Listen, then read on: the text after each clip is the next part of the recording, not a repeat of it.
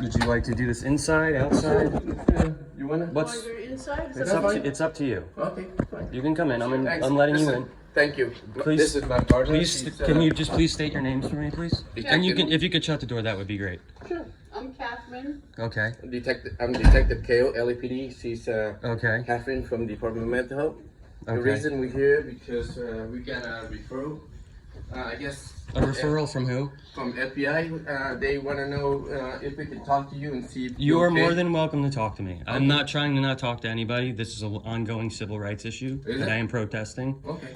Um, You're not, like I said, you're not in trouble. I'm with not. us. I have no problem talking with you guys, but I have been harassed Good. and persecuted by the FBI because of the contact of other governments for over 3 years now. So you're saying this is with the FBI? I guess FBI concerned about you. I'm gonna need to know as much information about this as possible. Oh, So that's all I got. how would I get that?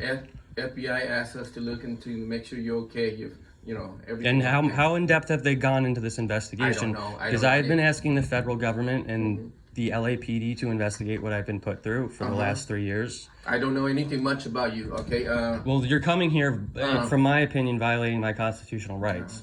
This is just consensual. That's all. This is not consensual. I just want Okay. to state that for the record. I'm letting you guys in here because I have been harassed by the LAPD and the Lacey Township, the New Jersey government for the last 3 years for exercising my First Amendment rights. Now I am being harassed by the FBI.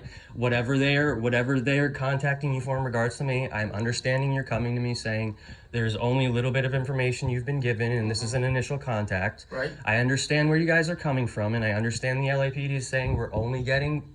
I'll try to talk slower if you want me to write this down. I'm sorry. I understand, and you can ask me. I'll try to answer whatever questions I can. But if there might be something I want to plead the Fifth Amendment to, Sure. I hope you understand that. I'm just trying. I'm caught in between a rock and a hard place here because I am protesting a particular government. Okay. And I am trying to be forthcoming with the other governments that have refused to look into this matter. Because I don't want you to waste resources. I don't want to waste your time either. But I'm very uncomfortable with these interactions at the same time. Can I sit down? You can do what you absolutely. You may sit down. Okay. You want to sit down? No. I would prefer to stand. All right. This is better for me. All right. How about maybe it makes you guys feel better if I sit like this. All right. Sounds good. Mm-hmm. All right. Do you have any questions so far? So, Jonathan, the issue that's come up is that you're emailing the judges in New Jersey. Do you have any plans to harm anybody? I can give you a video. I have a conversation I've had, and it's online, of me explicitly telling a New Jersey state trooper that this is a protest and I have no desire to hurt anybody. Okay. I am protesting a community covering up people threatening to hurt me as a child. Okay. Did your parent aware of it? Your family member aware of all that I would issue going on? I would prefer to keep my family out of this. Okay. I mean, I just want to make sure, you know. They are aware. They don't want to be involved. Okay. So you're protesting something that happened to you as a child? I am protesting the severe and violent persecution of me in Lacey Township, New Jersey, in their mandated school system. And they covered up people holding a knife to my throat. They covered up the principal publicly shaming me. They covered up people literally threatening to kill me and harm me and not tiptoeing the line of the First Amendment. They covered up every single terrible thing. There are so many terrible things they covered up that I don't even think it's worth stating them because you can probably imagine them in 2023 after the various movements we've seen. But I have no actual desire or thoughts of self-harm, and I've been very clear in the things that have been used against me. And if you looked into my record, I know you'd find some things. I know you guys can do that. I know you know why I'm contacting the judges and what constitutional right you think I've had been violated, probably. So I've had no actual. The hurting people is actually unimaginable to me, and the fact that people are okay with it, me going through that and are the thing, before I started saying the things that you're here talking to me about saying, I did everything I could. I contacted the feds, I contacted the state government, I contacted the township government, I contacted the local government, and I asked all of them, I said, like, I just need to be able to say I went through this thing and move on from it. Like, to be able to get closure from something, you can't get closure from something if you can't say it happened. And they have, in every way they could, prevented me from getting closure because they don't want to admit what they allowed me to go through. Okay. When earlier, before I came over, I talked to the FBI agent, and he asked me to check with you because some of the email you sent it to the judge. Now, and some. Let me finish. Go ahead. I'm sorry. Some of the email you sent email to them, and you mentioned that you wish they would die or whatever. There's, but there's nowhere in there that you're trying to. I've been very, Right. this has been like, I just want to state how controlled I am. Like, just from my perspective, witnessing other humans online, witnessing other people outside with each other, being in a mechanic's shop, like, I have had to be so controlled to not cross that line. Okay. Like, to not cross this line of, the reason I don't cross this line is because as a kid growing up, I had to experience, I had to figure out I was growing up in post-Columbine, 9/11, post-9/11 New York. So I grew up in, like, probably one of the most threatening times in American history, at least openly. So, like, I had to figure out, like, at the age of 10, because no teachers or anybody was stepping in to stop it, I had to figure out, like, which student was, like, threatening me because he was trying to be popular, and which student was threatening me because he was really a believer of that agenda, and which student had a gun and which student didn't. So even though I'm saying these horrendous things that I don't want to be saying, but I feel I have to say as part of a protest to make a much larger point, I think the reason I haven't towed this line, and you guys I'm being contacted and, from my perspective, persecuted because I've stated on multiple occasions to every government that has caused me my exact intentions. I think I haven't crossed this line because I'm able to actually know what a threat is and what a threat isn't compared to your average person, if that makes sense. Do you have anyone that you talk to express your feeling? I talk to. You have that therapist. This is one of those questions I feel the government doesn't have a right to ask me. I have means of dealing with it. Okay. Can I say that? No. I go hiking, I go jogging, I work out, I talk to my roommates about it. I mean, if you look at my record, you'll find the people complaining about me aren't the people I'm living with. Okay. You understand? Yeah. So clearly there's, like, some sort of, I'm not walking around, I might seem deranged, but I'm not walking around picking fights with roommates or neighbors. Right. Like, this is a surprise. You're in control. I'm in control. Right. I mean, to the best extent of my human abilities, I think. Okay. I mean, this is not like, this isn't a situation I want to be in right now.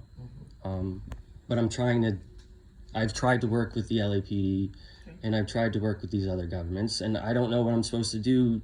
There's no other, it seems like we have these First Amendment protected rights that I'm trying to maintain the line of,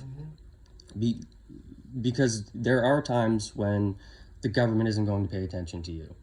And I don't know what's going to come out of this, but I've done everything I possibly can in my human capacity to try to get people to address an issue that I think is still an ongoing civil rights issue as it relates to me and plenty of other people out there sleeping on the streets who aren't as privileged as me, or whatever has kept this wall from coming in to me or causing me to go out there with them. What, Jonathan, what do you want the government to do? Like, what would you consider to be a good outcome for you? There are numerous people engaged in the cover-up of multiple civil rights violations I've gone through, and I just want I just want to be able to walk out of this, and, like, primarily, if I could walk out of this situation and say I had a terrible childhood that I overcame, and this particular society, like I went to talk to these people and I said, like I don't blame any particular, like, this is why, like, I'm not actually, it might seem like I'm picking on one individual or one, like a judge or like, I hate all judges or I hate all cops or whatever you pick. I hate all people in the mental health profession. But this is like I came to them and I said, this is a societal issue. Like, I understand, like, I was complicit in the cover up of my own abuse too. Like, I accepted their societal rules just the same way as they did. So I understand, like, if you guys said to me, like, when I initially contacted the school board because I was reading, like, I think I was going through the Me Too movements and all those various social movements, and I was seeing, like, you know, people getting, like, their accountings and all that. And then I was reading, like, I read there were these two black girls who they filed a lawsuit because it was starting right where it started with me. And I had this thought, like, well, you're upset and your life is affected by what you've been through, but if you don't do anything about it, you're allowing these 10-year-old girls to be abused too. So, like, how could you get mad at the 30-year-old teachers for not doing anything when your 30-year-old self now isn't doing anything? So I initially contacted the Lacey Township School Board, and I have something, like, I don't know if I have PTSD, and it doesn't cause me to lash out, but I don't know if you can notice I'm a little shaky right now. So, like, talking about this is still, depending on the setting, obviously, like, this isn't the best setting to be trying to do this with you, so that's why I'm shaking. So I contacted the Lacey Township School Board, and I just thought they'd be like, yeah, times have changed, we're sorry we didn't think about this. Now we're seeing, like, what's going on, and we realize how that could affect you. Instead, they faked an investigation of my abuse. There's no way they didn't. And then that's when they initially basically I called them up, and I called them up and I said, and I recorded all of this because I kind of knew what I was getting into. So you guys can find it if you want. I've created a record on purpose. So I have 14,000 comments that 2 have been used against me, and I've said more now that toe the line. I'm not trying to hide anything. So I contacted the school, and I said, like, I went through this, and they said, why don't you tell the people in town about it? Why don't you come to a school board meeting? And I liked that idea, but that was like the one wacky member who I guess the rest of the people didn't agree with. So then they sent me a follow-up, like, can you talk to our lawyer? So I thought, I didn't know what to think of it, but, like, I'm talking to you. The only thing I can do, like, you're asking me who I can talk to. The only thing I can do to try to make it better is talk about it. I mean, that's an acknowledgement you're making, even if we might not agree on the platform or the format I'm doing it. But they said, can you talk to our lawyer? And I said, sure. But then I hesitated for 3 weeks because I didn't know what I was going to get out of it. But I thought, like, well, maybe they'll just, like, give me, like, a cookie and, like, an acknowledgement. And I would have taken that. But it ended up being, like, a 36-minute, like, deposition that they clearly were going to try to use against me. Where in hindsight, from what I'm about to tell you, they were fishing. So then they sent me, like, basically a one-page document that wasn't a denial, but basically put the blame on my 13-year-old self for not making it a bigger issue with them. So that's when I started my protest. So I contacted their school and I left them 12 messages, and they had me 5150 held by the LAPD because I said, the way you're handling this is making students want to kill themselves. I never said me, but they twisted those words against me, and I was 5150 for 3 days, peak COVID.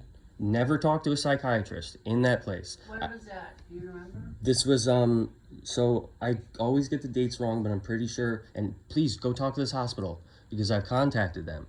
There's videos of me contacting them saying, I'll tell you what I think happened, and if you guys can tell me different and say I'm wrong, then come back to me and tell me I'm wrong. So there's a lot to the story. So basically what happened is an LAPD officer came here. There's a lot to this. So I sent them an email that says my protest. It states I'm going to be protesting. This is a peaceful protest.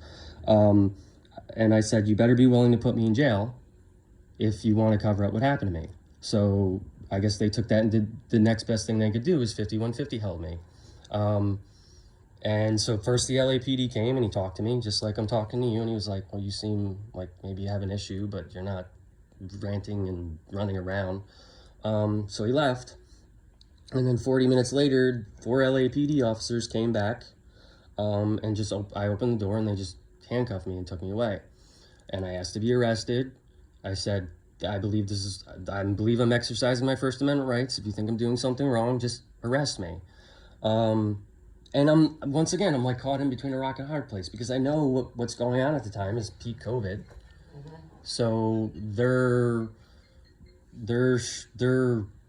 you guys were understaffed. I know, I saw, but I was taken to the station and I kept being told I would talk to somebody, but I never talked to somebody. So I was told I would talk to somebody at the police station, and then I was told I would talk to a doctor at the first hospital I was taken to, and I didn't talk to a doctor at the first hospital. And then I spent the next 2 nights in a mental institution saying, can I talk to my psychiatrist? And I think they pretended I talked to my psychiatrist and had me talk to somebody else and then release me. We could talk about what goes on in those places and how I think they intentionally intimidate people to coerce them into taking medication, because I think the system is set up so that you put a patient in a room with a nocturnal schizophrenic who is doing things at night that keeps them from sleeping. And then I obviously think there's some sort of, even though it goes back and forth with civil rights, there's probably some sort of civil rights issue when it comes to 5150ing people, when it comes to only the spoken word. Like, I wasn't holding a knife, I wasn't holding a gun, I wasn't beating anyone up, I wasn't doing anything, I didn't make any direct threats. So I think the hospital kind of knew, and everybody kind of knew, and I was put in a situation where they hoped I'd take medication, because if you even take a sleeping pill, then the hospital can come around and say, well, you needed a sleeping pill, we're there to help you.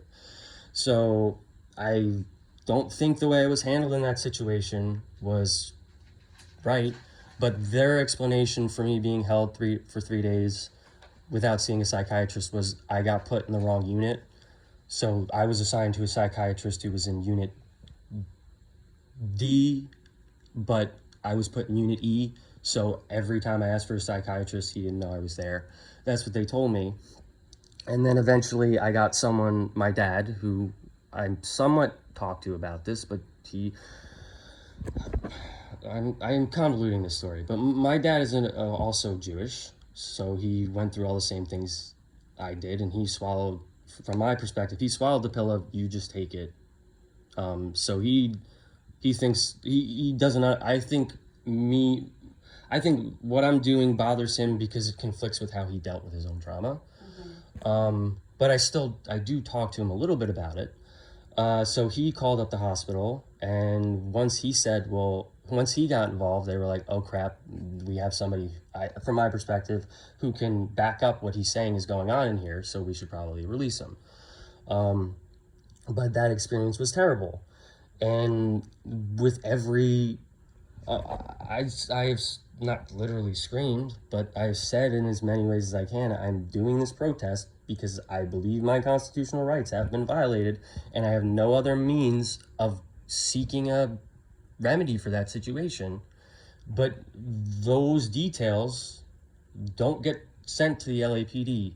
You guys have come to my apartment now. You guys entered into my apartment 2 days ago without a warrant while everyone was sleeping, and just let yourselves in. You just let yourselves in to look for me. This happened 2 days ago. This has been ongoing. I'm not saying you are. I can show you the cards from some of the LAPD officers I know that have come here to check on me for the last 2 or 3 years. But whatever these governments are sending to you, they are cherry picking the entire context of what I've said I am doing. Even if it's an email to a judge. I've already had this conversation. We're probably talking about judges in the state of New Jersey, correct? Okay. So I don't even know, I was blocked from sending them emails too. So I don't even know what emails are being sent, they're receiving.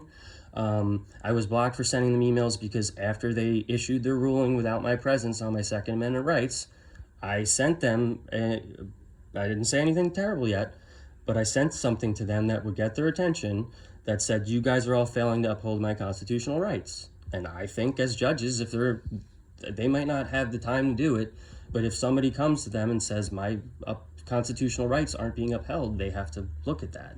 That's my political opinion, or my opinion on government. I know I'm not a lawyer, so this is just my interpretation as an American citizen. But I've been put in a situation where, like, I shouldn't be I'm glad medication works for some other people, but I shouldn't be forced to go on medication because a government won't admit what it allowed me to go through or what it put me through. Mm-hmm. And that's the entire gist of where I'm coming from. So you guys can ask whatever questions you want. I want to state for the record, I'm stating this under duress. Like, I don't know if anything I'm saying is going to be used against me, but I just had the LAPD just entered in my apartment illegally. Now illegally? No, you asked. You're more the psychologically inclined. 2 nights ago, I woke up to see lights in my apartment. I have other roommates, so at first I was like, well, it could be them, but they don't usually walk around with flashlights. I open my door and it's the LAPD just walking around my apartment. They can just let themselves in without a warrant and do whatever they want, and there's nothing I can do about that. So if I don't respond to, if I don't answer the door to you, I don't know who's going to kick in the door. Then I have to pay for the door getting kicked in. Then I have to deal with my landlord. Then I have to explain to my roommates why they don't have a front door. So no offense, I don't think you guys operate under any actual laws or rules. That's been my experience. So what choice do I have but to let you in? Because I have other people who would be affected by me not letting you in and not trying to fulfill your questions to the best of my ability, so that this doesn't escalate to a point I've never intended to escalate, and I've never threatened for it to be escalated. Okay. Let me ask you something, Jonathan. Are you staying here with your roommate, right? Yes. Okay, then you claim that 2 days ago LAPD came in here at night. Mm-hmm. Where were your roommate at? We were all sleeping. It was 1 o'clock in the morning. And you say you saw them in here, and your roommate doesn't. They broke up my roommate first. I don't really know what you're asking. I'm trying to find out. Okay, you say that LAPD here and the roommate and you were here, and the roommate doesn't say anything, doesn't have any issue with that. I don't think my roommates are as impoverished American citizens in the financial situation to complain about my behavior any more than I am about theirs. Like, I saw him the next morning. He wasn't happy about it. This is an ongoing issue with the LAPD. So, like, this is something me and him have had to accept. He hasn't tried to have me thrown out. He hasn't gone to a court and said this is affecting my sleep. So I think any person who actually interacts with me and has lived with me, I have another roommate who last time he moved out a couple of months ago to move in with his girlfriend, but you guys called him on the speaker box to let you guys in, and he would rather ignore your phone call. So nobody has said to me, none of my roommates, after everything that I have put them through, even if it's inadvertent, none of my roommates have come up to me in this apartment and said, this needs to stop, what you're doing is wrong. We don't understand where you're coming from. The LAPD is in the right here. Okay? So all I can go, like I said, my neighbors have heard me yelling at someone on the phone, not threats or anything, but there are other people who know what's going on in this situation, and none of them are calling the police on me. So Jonathan, when you email those messages, I wish you would die, mm-hmm. What do you mean by that? I mean, I think I've stated what I mean. What's your goal for emailing that? My goal is to get them to understand what it's like to be a Jewish person in 2007 in Ocean County, New Jersey. Okay. That's my only goal. Okay. And you mentioned that you've been placed on a 5150 before. Mm-hmm. Did they, when they discharged you from the hospital, did they ever say that if they diagnosed you with any kind of... They didn't diagnose me with anything. I didn't talk to a psychiatrist. And I will never, part of my protest is you guys aren't going to get to diagnose me. Like, I'm not going to let the government diagnose you. I've given every opportunity, and tried to give every understanding of what is wrong with me. But you don't have a right. I have explicitly said the thing that let me try to explain what is wrong with me. I function in a capitalistic society that has made it so that the only means of human survival is taking part in a system that rewards people for their ignorance and condonement of other people's suffering. So my entire childhood is based. I was in a school with, how many teachers did I have growing up in school? I mean, I don't know the answer. I'm not trying to ask you like a ridiculous question. It's just, I had so many teachers. And I'm not saying none of them did, but very few of them did anything about what I was going through because they didn't want to lose their job, because they knew they grew up in a community that would get mad at them for speaking out about it. Like I had one teacher who tried to speak out about it and he got either fired or quit. So, our entire system justifies and enables the cover up of persecution and severe traumatic experiences of certain people just to pay the bills. So Jonathan, do you take any kind of medication at all? No? I'm going to plead the Fifth Amendment on that question. Okay. Just because of what I said before. Okay. If that's, that's fine. Okay. Oh, you mentioned, do you go to work? You work or you're not really working? Yesterday, as part of, I applied for disability. Oh, okay. Because of this issue. I'm sorry. Do you have any questions? No. Oh. Is there anything else I can say to help? Like I said, I'm not trying, you won't find me ever purchasing a knife. I said this to the judge. I don't trigger guns. Guns trigger me. I want no part of the things people are trying to accuse me of. But I also, there's a major issue with the First Amendment going on. Like the first thing I did was I went on, and the LAPD isn't guilty of this, but I went on the Lacey Township Police Department's page and I said, or I went on this government page and I said, these people are covering up this, blah, blah, blah, blah, blah. There were no, any language whatsoever that would be anything. It would, aside from the person it's accusing, being complicit in the cover-up of child abuse. But there was nothing in there that would be this person's a danger. Every single government, Lacey Township Police Department, Middlesex County Police Department, Ocean County this, Ocean County Sheriff, Ocean County Prosecutor, blocked me from posting just that on their social media. So, just for instance, so we're talking about New Jersey judges, right? So I was put on trial. The LAPD came to my door one day because a social media comment was made that has never been confirmed or denied by any technical means that I wrote, that said I was going to put a politician's head on a mantle. Okay, so my First Amendment rights were removed for that. Before that, though, for 2 weeks before that, I was saying I'm going to protest and say something that can't be conceived as an actual threat, because what I was actually talking about, and I'm not joking, and this can be a delusional, I'm a crazy whatever, but I have been working on a script. I'm a writer. That would be my profession, because that's the only means I've been able to ever deal with my trauma. Is I've been writing a script that would have a Gary Quinn bobblehead toy you can put on your mantle. So that's how the First Amendment works. I didn't say I was going to shoot him to put him on my mantle. All I said was I could put a picture of him on my mantle. I could put a video of him. I could make a TV show where he's a character in, because he's a government official and TVs are on a mantle. And that led to my Second Amendment rights being removed in the state of New Jersey, even though I never once tried to exercise them, never once tried to buy a gun.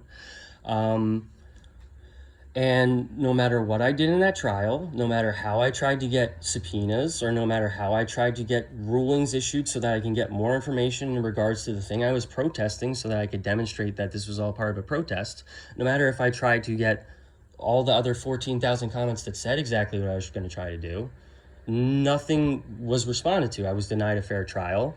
I was denied there's no way my constitutional rights haven't been violated. And following that I'm not going to say everything. Following that hearing, the only way I found out that the judge who's issuing a ruling, so basically this judge, I'm not kidding, there's a New Jersey state trooper admitting to this. When she was like,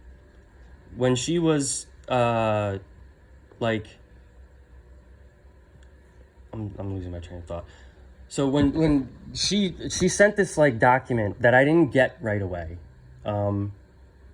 and it was like justifying me not getting any access in this court, me not getting any of the rulings I was asking for, me not getting any of the information I was seeking. I submitted something to the LAPD in the city of Los Angeles.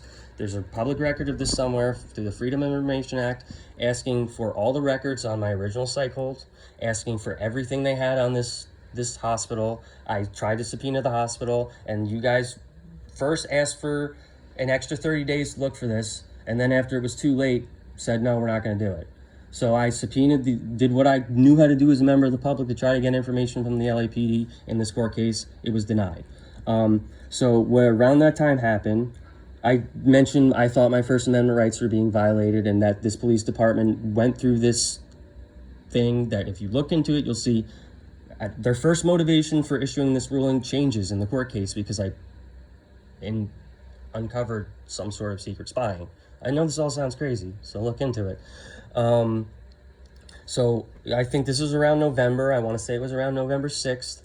I must have sent an email. I'm going to get justice for you guys not giving me the court case I deserve. That's all I said. This is what the New Jersey State Trooper says. And this judge, or her clerk or whatever, called the New Jersey State Police and said I was making threats because I said I'm going to get justice. I said to a judge, I'm going to get justice, and she considered that a threat. So, I mean, from my perspective, her entire ruling was destroyed by that because she had to be told by a New Jersey State Trooper how the First Amendment works, and I was claiming the First Amendment, which precedes the Second Amendment, was why I was exercising my First Amendment.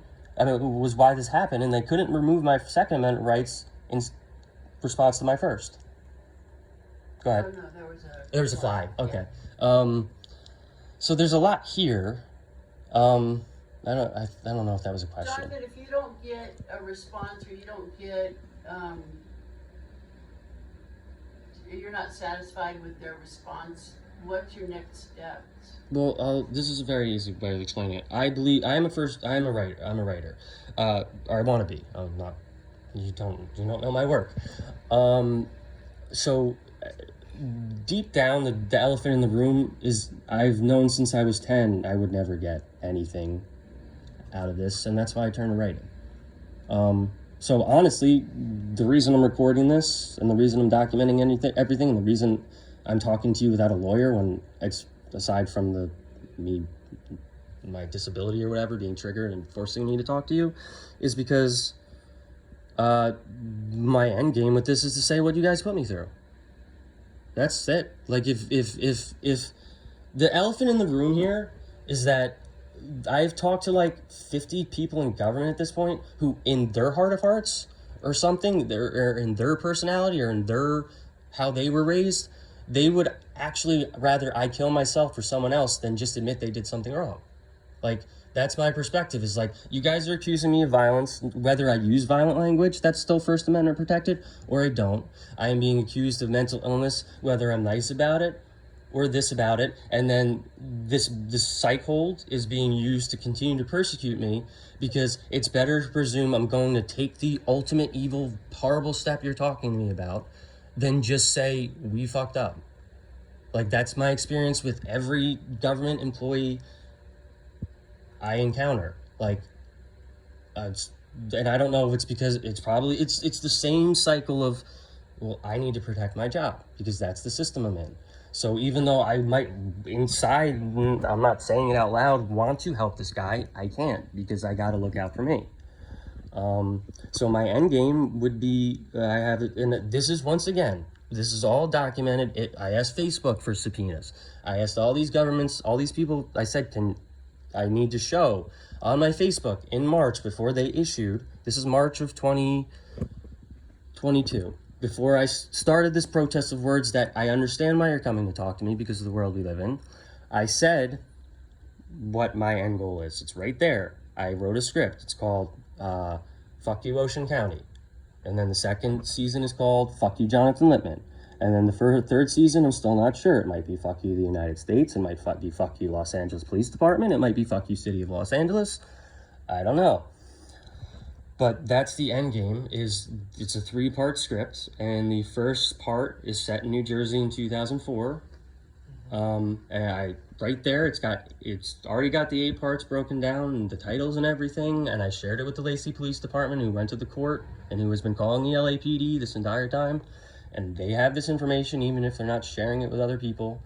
And so the first part is about what I went through in Lacey Township. The second part is about what I would go through if I cared about money. Let's just put it that way. And the third part is about what's going on right now.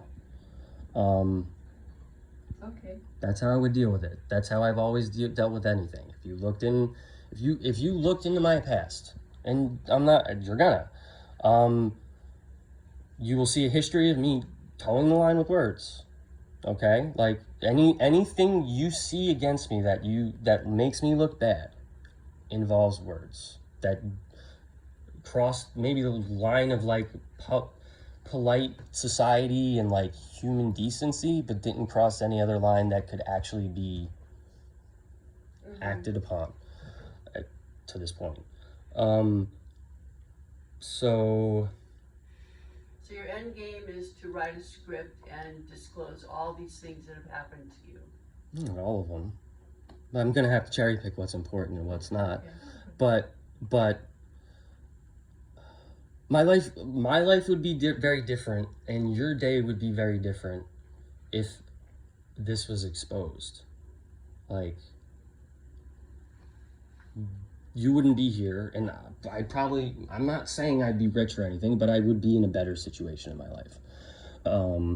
And I just think, just to put an icing on it, a lot of people are hung up that because I was a victim of violent anti-Semitism, that this is like an issue with like Judaism or religion. It's just a religious persecution. But I look at this as a Jewish person, that being Jewish made me homeless. So I remember being, one of the first things I experienced in entertainment was I was working on America's Next Top Model. And a homeless person came up and asked us for food. We were throwing out catered steak, and we couldn't give it to him. I almost got it was you're gonna get fired if you give it to him, because we could get sued if he gets food poisoning. So I could never, I'm losing my train of thought now, but it's hard for me. I can't take part. I was talking about, this is an issue of the fact that we allow a certain type of person, it just goes back to me being put in a mental institution. And me being put in a mental institution because I said I'm going to hold a school accountable for covering up violent anti-Semitism. There are people being put in a mental institution. There are people being left on the streets. There are people who are being denied service by the government because they say terrible things that you guys are coming to talk to me about, or because they look a certain way or act a certain way, they shake a certain way. And the brainchild of this whole protest is that if I can get the help, then saying the despicable things that I am saying that I know are despicable. I know they're despicable. They might not be illegal. I don't think they're illegal. I have no perception of them being illegal, but they're despicable. They're heinous. They're reprehensible. I acknowledge that. I have an understanding of words, even if I have no understanding of consequences of them, because all the terrible things people said to me in my childhood and my formative years went unchecked. So, but it's because we as a society are disregarding and throwing away a certain group of people because they behave this way. You understand? Mm-hmm. So I think, Jonathan, is there anything anybody can say to stop you from sending those emails to the judges? No, I don't think so. Do you plan to continue to send those emails to the judges in New Jersey? Is there going to be a consequence to me if I don't? Because it sounds like you're saying if I don't send them, you guys are going to punish me. And it seems like there's some sort of, like, you guys want to have your cake and eat it too, where I have people saying, well, this probably is First Amendment protected speech, but you're annoying us. So, like, you're annoying us every time the Lacey Police Department is calling us for exercising your First Amendment rights. We're going to come let ourselves into your door and show you don't have any rights in this country. So I don't think I answered your question, but I think I sort of did, maybe. Yeah. I mean, let me put it this way: if you want to tell me right now I'm going to be arrested if I do it again, I'll consider it. Consider stopping. Yeah. But you won't consider stopping if we don't tell you you're going to be arrested. If you continue to send an email to them, then I'm not threatening anything, though. No. You're trying to hurt them. I haven't threatened to hurt them. I know. That's why you're not being arrested. But then why can't I send the emails? They blocked me. I don't know. This is the confusion. No, they have told. There are a lot of people in government, right? Okay. So I might, just because one department isn't telling me they blocked me, I might be able to call up the New Jersey State of Appeals Court and they could confirm that for me. Right. Well, I mentioned it. Okay. If you say you keep going to send an email to them, right? And I have a right to send emails to judges. Why continue to send an email if they're gonna continue to block you? Because I have to protect the most important right in America. You guys, the government, the gist of this entire interaction and all the interactions is the government thinks it has a right to cover up certain things it does wrong. And that's why the First Amendment exists. So if I'm going to get, like, I'm not saying I'm going to do anything, I'm not going to escalate the situation, it's always words, but when you guys come here and try to, like, put your foot in the door and say, well, you can't really do anything, but we can kind of do something if you don't stop, you just give me more motivation for exercising my First Amendment rights. You understand what I'm saying? Mm-hmm. Like, I'm not telling you not to stop sending an email, but like you say you're going to send an email to them and they continue to block. And to me, I say, if it's me, I say, why the heck did I keep sending an email for? I could sort of give you my life philosophy, and you say you're in the psychologically oriented world.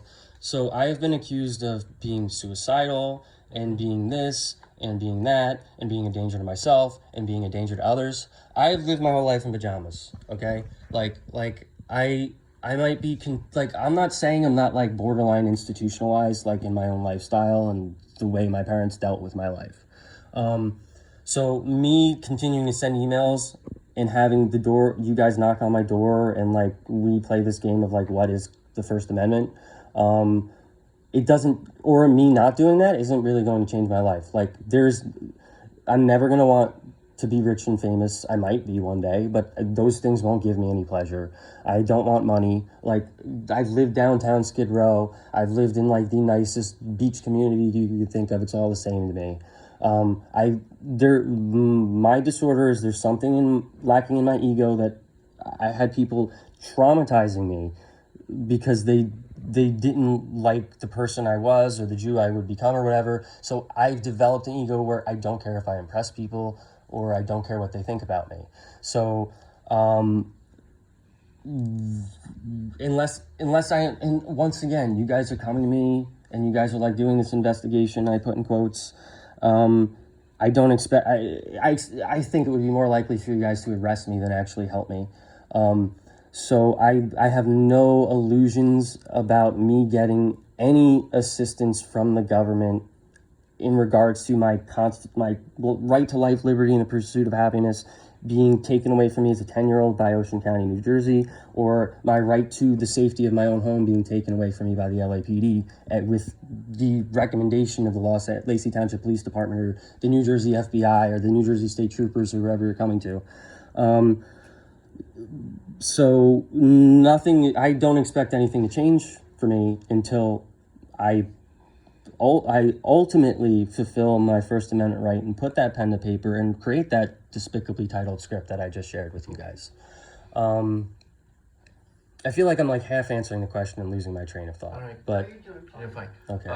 You mentioned that you don't want to harm anybody. You hate guns. You mentioned you don't like guns. Let me put it this way. If you looked into me again, you'd find me saying I'm going to make the government take my Second Amendment rights away as part of this protest because I don't care about guns and I've never wanted to own guns. So, for that, I don't want you to get in trouble. You're as of I mean, I think you're notify you that you are prohibited from owning firearms. Okay, so just to, there's so like I could we could sit here for 20 hours. But I think you could see that. Let you know, I don't want you to understand. get in trouble, I'm so not. just wanna let I've you know. never like I said. I have been to and this is a true story. Sounds ridiculous. I've shot a gun one time in my life. I went, and I'll tell you their names because they were people who traumatized me. In the state of New Jersey, one of these people is a sadistic prison guard. So, I went when I was 17 to a gun range with Rick Smilowitz and Richard Smilowitz. One was a cop. One was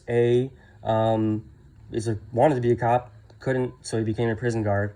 And I'm pretty sure they only took me there because they wanted the entire car ride there.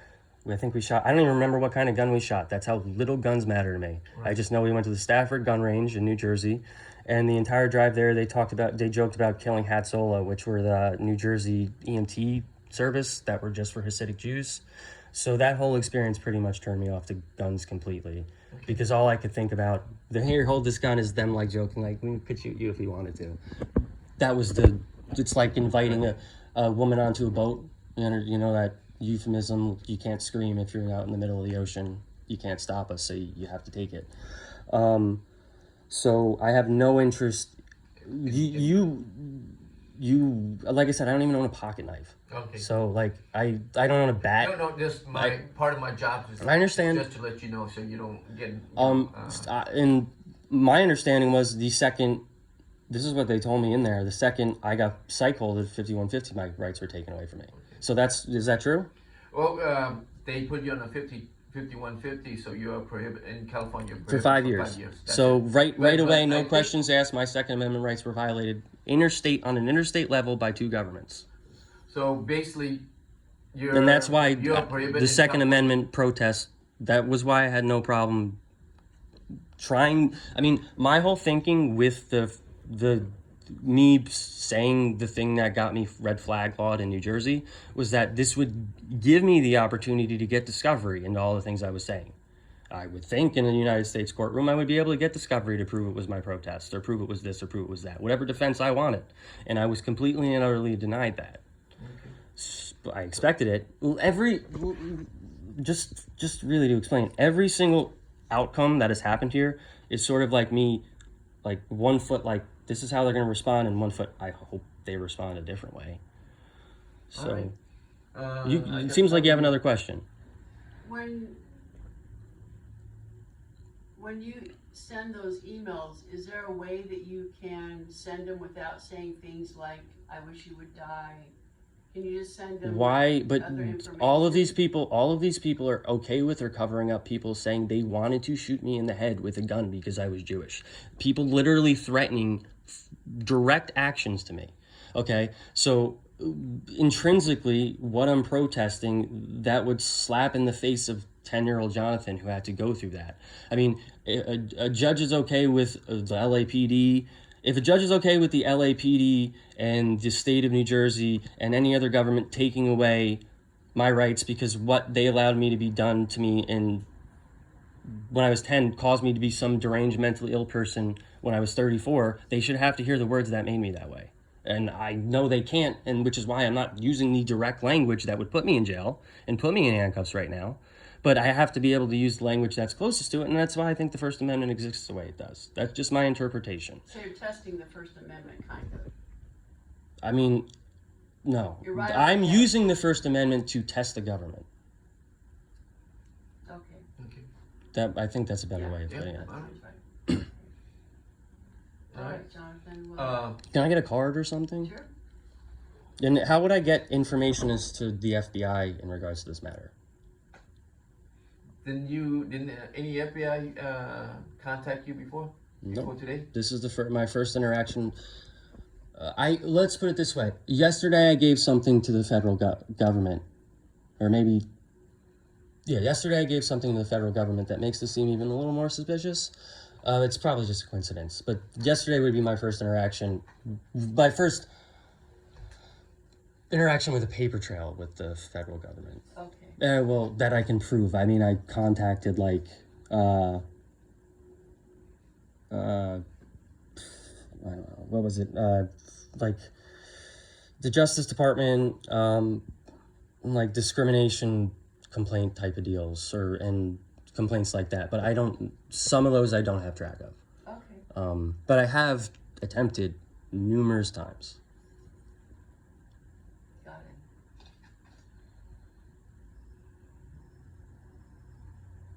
Jonathan, do you have a phone number that works that people can contact you?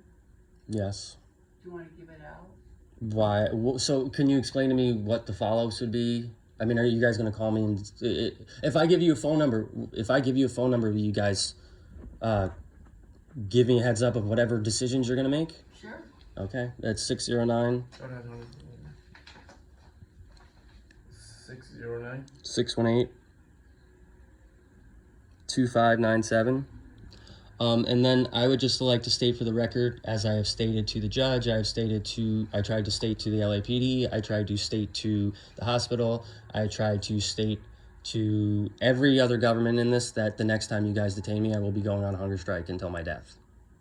Okay. To exercise my First Amendment rights and show you guys that I truly am actually not threatening anything but peace. You understand?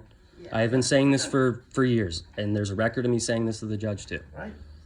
You're good. Okay. All right. I just have to say that, Okay. because if I do that, you guys make some other decision and I do that, you'll try to say you're mentally ill, and I'm making this of my own free will. It's my right to do. The United States, I feel the United States is trying to make it so that your only right is the ability to consume. So I have a right to protest by denying myself that right. Okay.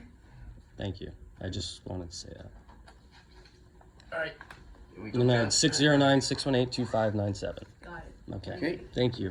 I'll let you guys out. Thanks for No taking problem. the time. I have no problem sharing words. Okay. I just want to know how you guys let yourselves in. How did you guys get in the gate? The gate was kind of ajar. The gate was unlocked? It's open. Okay. We're going to have to deal with that. But, Yeah. It's not completely closed all the way. So And I just want to show you guys one other thing. I'll let you out, and then the LAPD, since you guys are here. Your officers on multiple occasions have claimed that they knew the door was unlocked. Which door? This door was unlocked because they turned it, but the door doesn't just open unless you push. So there's no way they could have known the door was unlocked until they opened the door. I knock on the door. You're the one. No, you guys I let in, but the LAPD who has come into my apartment 2 times now without permission have just opened the door and played with it and let themselves in. Okay. And you guys have been given a cease and desist. You were given a cease and desist on Monday in regards to this. So I don't know if that went into you guys contacting me now, but you guys have a record of that. Okay. Thank you. Jonathan, good luck. Take it easy. Good luck.